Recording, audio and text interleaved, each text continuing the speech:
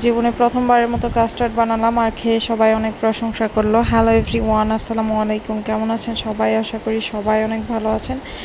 বাসায় গেস্ট আসবে, তো ভাবতেছিলাম যে কি ডেজার্ট বানানো যায়, এই জন্য আমি এখানে কাস্টার্ড বানানো শুরু করে দিয়েছি ভাবতে ভাবতে।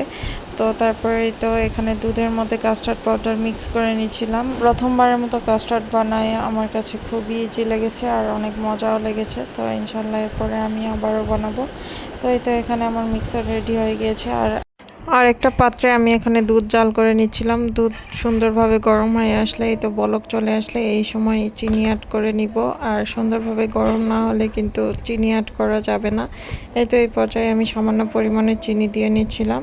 আর কাস্টার্ড পাউডার দিয়ে যে মিক্সচারটা রেডি করেছিলাম সেটা এখন অ্যাড করে দিব। আর সুন্দর একটা কালার চলে আসবে। এই তো দেখতে পাচ্ছেন সুন্দর একটা কালার চলে এসেছে। আর দুধ আর সুন্দর করে জাল করে নিতে হবে, আস্তে আস্তে ঘন হয়ে আসবে। আর এই পর্যায়ে আমি ফল কেটে নিচ্ছিলাম। এই তো আমার হাজবেন্ড এখানে আমাকে হেল্প করতেছিল। আপনার ইচ্ছা মতো ফল অ্যাড করতে পারেন। আমি এখানে 3টা ফলই অ্যাড করেছি আর অনেক সুন্দর হয়েছিল খেতে। আল্লাহ হাফেজ।